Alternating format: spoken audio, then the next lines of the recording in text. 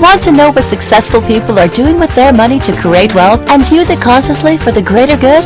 Welcome back to Wealth Unplugged, the weekly podcast that gives you diamond tips on creating conscious wealth from changemakers, world shakers, and wealth creators. Now here's your host, Barbara Turley. Hi there, and welcome to another week of Wealth Unplugged. Thanks so much for joining me. I really appreciate your time every week, and I hope you're starting to get some really good key takeouts from this Wealth Unplugged series and podcast that I'm doing. I got an email the other day from a woman, I hope you're listening, Chrissy, and she said she'd been out walking with her dog and she'd been listening to some of my podcasts. So I think that's a great one. I always say to people, this is a short podcast, usually 10 to 15 minutes long, so you can get it in while you're doing the shopping or feeding the baby or out for a walk with your dog. What a great idea.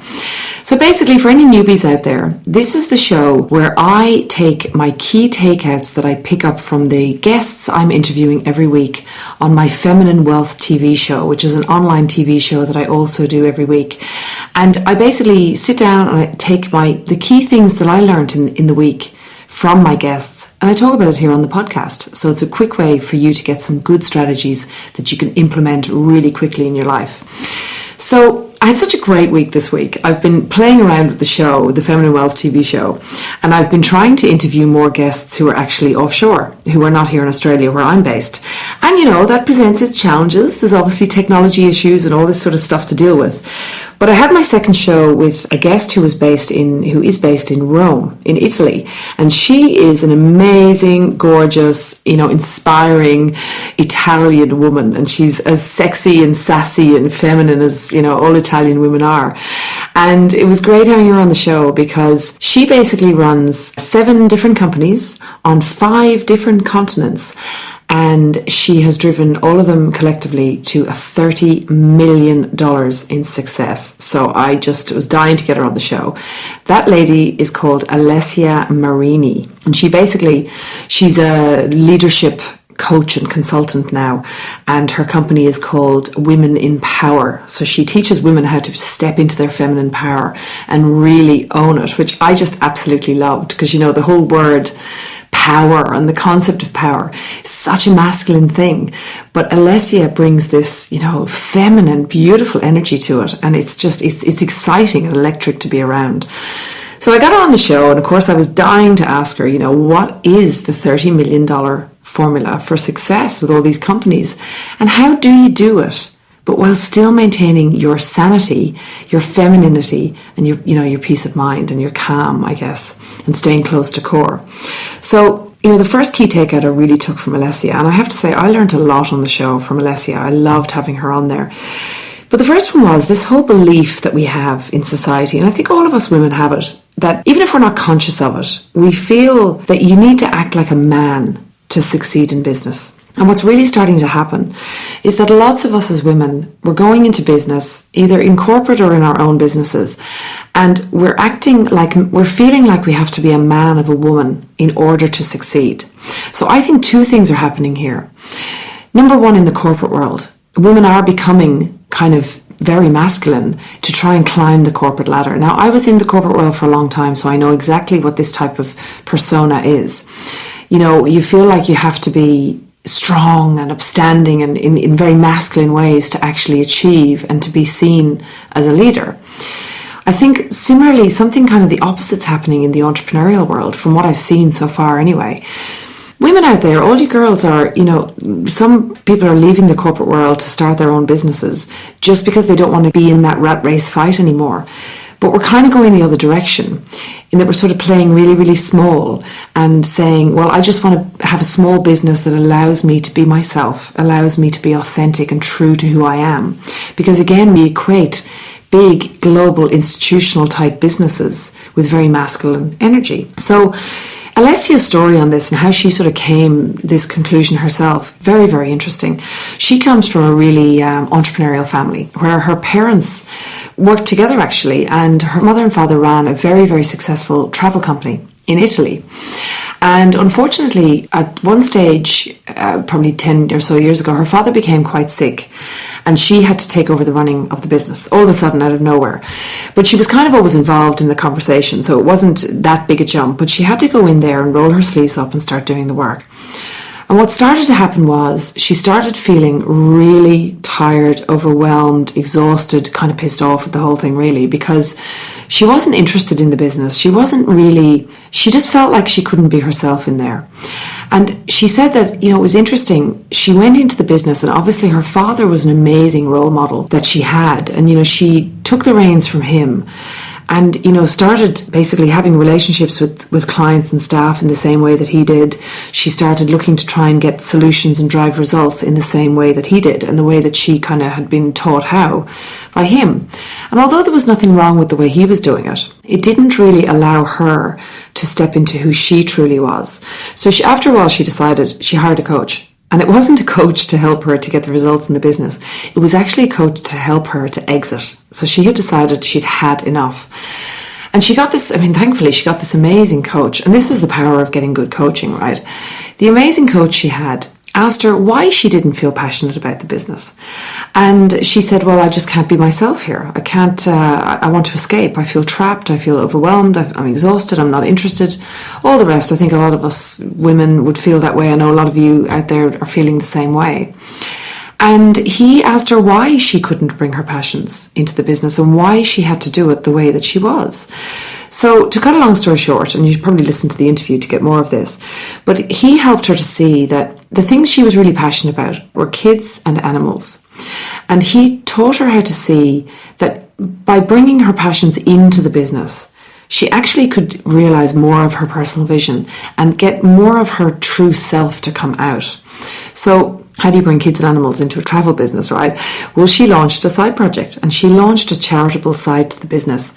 And it wasn't just a small thing. Like, it was a small thing, but she engaged clients, colleagues, people in the industry. She rallied everyone around, and they were building schools in Brazil. And, this became the sort of driving mission behind growing the business. She also started to have different relationships with the people that were working for her, and also her client base. And she started to sort of have more authentic relationships and true to who she truly was. Now, this resonated a lot with me because I have to admit, working in trading floors like I did for 10 odd years, you do kind of have to be a bit of a man and woman. And I can remember being told so many times, you're too emotional, you're too female. So you sort of shun that part of yourself. And then I went into an asset management sales role. And in that role, there was a lot more client relationship management and that sort of thing. And I found myself totally changing. It was an amazing experience for me because in order for me I was in a sales role. So in order to sell, and for me to sell authentically, I felt that I really needed to get to the heart of the client that I was dealing with and get to the heart of the problem that they were facing, so that then I could authentically, while being true to myself, sell them a solution that I knew was going to solve the problem that they had. So rather than this hard selling thing, it actually resulted in me having very, very close, deep relationships with my clients, and it catapulted my career, to be totally honest. It changed everything. I had people who really trusted me. I had people who really confided in me. I found it easy. I found winning deals a lot easier that way because I was more true, I was more open, I was more authentic. And actually what happened, and the same thing happened for Alessia, when we step into our feminine power like this, we actually get the results that we're looking for. When we fight it, we actually lose our power. When we don't step into our authenticity, our femininity. Alessia made the point that, the world has enough men. We don't need more men. And actually what we need is more women who are powerful in their own energy. And what men need is more women who are powerful in their own feminine energy too. And interestingly, companies that do embrace both sides of this, equation, the masculine and the feminine, studies have been shown that the results that they get are more sustainable and the profits are higher. And then the giving back and the impact and the influence is higher that these people have. So what I would say, think about two things. If you're in your own business, why are you playing small? Are you playing small because you're afraid that playing larger means that you need to become a man or a woman? Or, if you're not in your own business or you're just listening in a corporate role, maybe think about bringing more of yourself to the table. Allow more of your feminine energy out. And that's not about being a flirt or being, we always think of these images of being somehow sexual or something. And it's not about that at all. It's about bringing the energies of intuition, trust, creation, connection, community, and all these really valuable traits of feminine energy to the table, and then watching things soar after you do. So I just loved that point from Alessia, and she's a shining example. I mean, she went on from almost leaving that business to, having a $30 million empire and absolutely loving every minute of it. So she has much deeper relationships with her staff, with her clients, and with herself. And she's lit up inside. If you watch the interview, you'll see what I mean. She's gorgeous. So the next point she made, and I loved this as well, is your passion doesn't need to be your business, but you must bring your passions into your business. Now, what I love about that is everyone is on this roller coaster right now, running around looking for their purpose, trying to find their passion, trying to launch a business. This whole concept of do what you love and the money will come. And, I just think that's a flawed thing to believe, because it's not quite as simple as that. But I asked her the question, so how this came up was I was interested to know, what happens if you're running an industrial widget business? So for example, here in Australia, there's a big mining culture here. So what about if you're running a business where your client base are all miners out in the middle of nowhere, and you happen to sell a widget into them? How do you if you're not that passionate about it, how do you get around this problem? And I just loved the solution she came up with, and it's so aligned with my philosophy. She said, once you align your business with your bigger vision of what your passion is, it brings you alive, and then you know what the business is for. So for example, let's say that you're very passionate about, and something I'm quite passionate about, and I would love to, this would be my bigger vision, the whole concept of getting girls who are being sold into sex slavery out of that hellish situation. So how do we stop this problem globally, or how do we curtail it? But the only way that I can really get in there and roll my sleeves up and actually make a difference is if I have the resources to do it. So business is an amazing tool with which you can, drive your bigger vision forward. So if you're in a like I said, an industrial widget business or something that you're not that passionate about, how do you bring your passion into the business? How do you align your business vision with your personal vision and what personally lights you up inside? And this is something in my programs, and I talk a lot about on my blog. I passionately believe you must start with your personal vision. Get clarity on what your personal vision for your life is, what your passions are, what lights you up inside.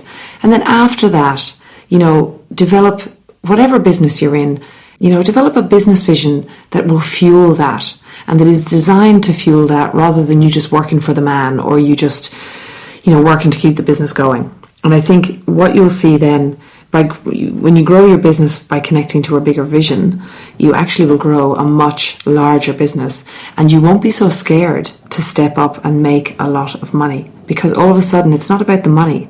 It's about the bigger vision. It's about the fulfillment. It's about the pushing humanity forward.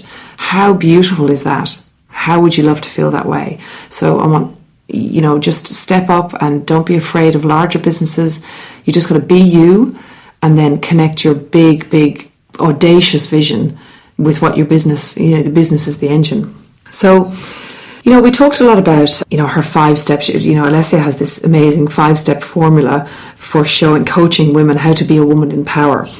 And, I talked about this word power, because I looked at her website and thought, woman in power, I like it, but it's a bit like the word money or wealth.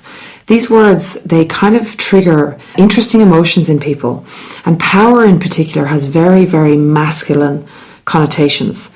So I asked her about this, and I said, how do you be a woman in power but still maintain your femininity when you have this kind of belief that power is connected to a man? So we sort of shun power like we shun money and we shun wealth, because we think all these things are very masculine. But what she said was a woman actually loses her power when she tries to act like a man. So if you're out there feeling like you're trying to be a man of a woman to succeed, you're driving yourself into the ground, you're totally overwhelmed, and you're just feeling not lit up at all inside, well then you've actually lost your power. You have actually given up your power for whatever it is you're doing. And what Alessia said, and I totally agree with this, the more feminine that we are, the more powerful we are. Because when we step into our feminine energy as women, when we step into what is true to us and what we intuitively know how to do and what we're good at, that is when we step into our power. And that is when we become leaders. And I guess the pinnacle of what Alessia teaches and coaches women to do is to step into leadership. And what does leadership mean for them? So, I know that so many things resonated with me because it's interesting. I really want to be a leader, obviously, for women in the wealth space.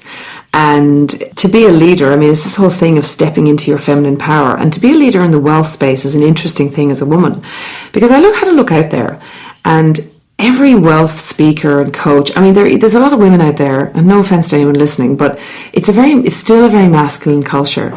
It's still a very masculine driven thing. So when it came to putting my website together, I wanted my website, which is energizewealth.com, if you want to go and have a look at it, I wanted it to scream femininity. I wanted it to immediately appeal to women the minute they land on the site. So it's clean, it's beautiful, it's sophisticated but pretty at the same time. And actually it looks a bit like a Tiffany's box, which is that whole sophistication I wanted to have in there. And I guess that's me bringing the true me and everything about me to the table. And it's putting myself out there and being raw and stepping into my own feminine energy in this particular wealth space, which is still such a masculine place. And I feel more powerful. I have to say, the response I've gotten from people has been phenomenal. People love the site. They love what's going on there. They love that it's like a magazine. It's like all about women, but yet the messaging is so powerful in there. And I have women who are beautiful, feminine, but powerful on my Feminine Wealth TV show. And I've deliberately done that. I've deliberately skewed it towards this femininity angle, because I really firmly believe that as women, if we do want to step into leadership, if we do want to take a seat at the table to create massive impact and global change, if we want to create true wealth, our feminine power and our feminine energy is where the secret lies. The secret lies there. So I want to leave you on that point for this week. And as always, if you enjoyed the show, please do leave a review. Leave a comment wherever you are. You might be watching it on Stitcher, Podomatic. We're on Streaker as well, or iTunes. And if you could subscribe to the show and leave a review, it would be really awesome, because it helps me to get the show into the hands of more people if you do that. Also, I've started a Google Hangout every Friday. Friday morning, Sydney time, 9 a.m, which is LA. I think it's like 6 o'clock in the evening in LA, and then a bit earlier in New York. So I think in the UK it's probably out for you guys, but there's always a recording. And on there I've been talking about the 10 wealth blocks for women when it comes to wealth. So it's been a really interesting time. So if you want to sign up for that and get the reminders about that, go to energizewealth.com/live, Live. Okay, so that's it for this week. Come back and join me next week. Next week, I've got another very inspiring girl on the show, Lisa Messenger from the Renegade Collective. How good a name is that? Renegade Collective is a magazine that it's in 50 countries around the world now. It's just right up there, right beside Vogue, Marie Claire, and it's only 18 months old.